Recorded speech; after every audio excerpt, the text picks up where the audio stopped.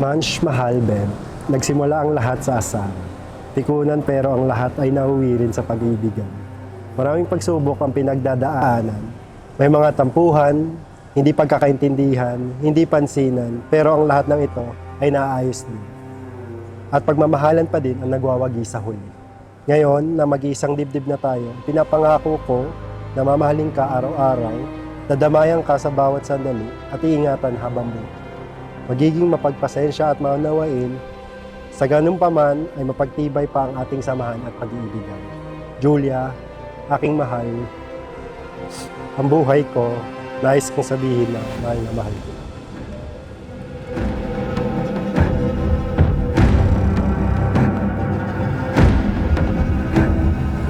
I promise na daang kilometro man ang distansya natin.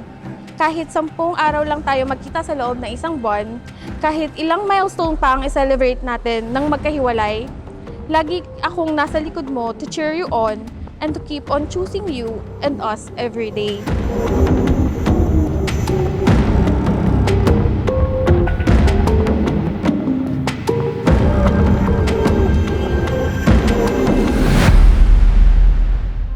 Nagkakilala kami nung sa Mapua, magkaklase kami, doon kami nagkakilala.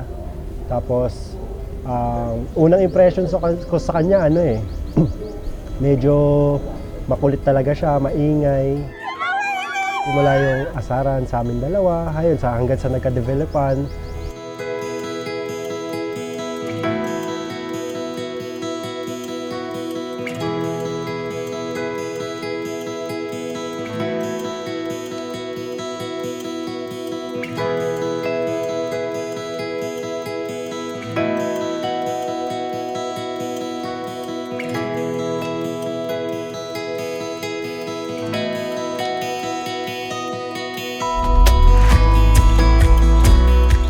Tapos, nagkaroon ng mutual understanding, umabot ng 1 year, then after that, ayun na, tinanong ko na siya sa isang cafe na gumawa ko ng Instagram account na nakalimutan ko yung hashtag doon pero nakalagay for Julia Grace Sembra only, tapos nakalagay doon sa lahat ng mga kwento namin, pictures namin ng mga nakaraan nung hindi pa kami, hanggang sa, ayun nga, yung araw na yon.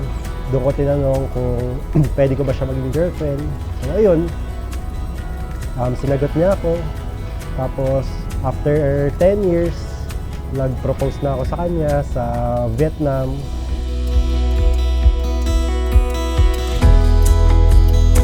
Danica! Wow! May panuto. Merry Christmas! Happy New Year! Gabriel! Ame! Ang ingay mo, ayan na yung sa'yo.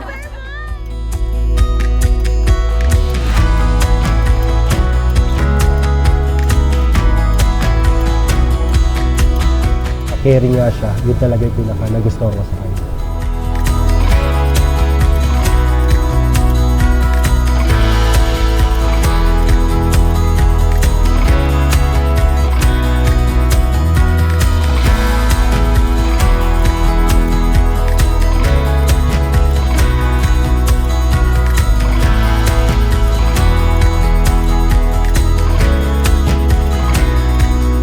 Paalam ako sa magulang niya. Hindi ko alam paano ako paalam kasi sobrang mahihain ako eh. So nilaksan ko talaga yung loob eh. Siguro pag mahal mo talaga yung isang tao, gagawin mo yung kahit hindi mo kayang gawin, gagawin mo talaga para sa mahal mong tao.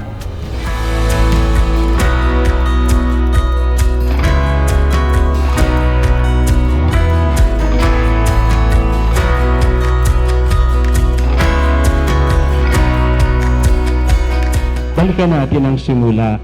Kapag dumating ang pagkakataon, nag-iisip ka na, baka may ng mga problema, na kumisan ito pala ang ugali ng napangasawa ko. Lagi kong ipagdarasal at gagawin ang lahat ng aking makakaya para pagyamanin ang ating bago at munting pamilya.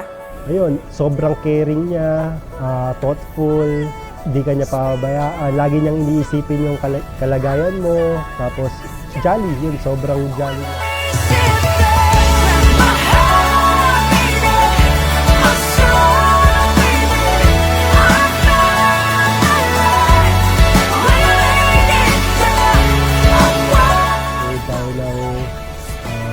bahay, ng gusto natin, yung pangarap natin, yung mga pinagkukwentuhan natin nung nakaraan, itutuloy natin yon at katayo tayong pamilya.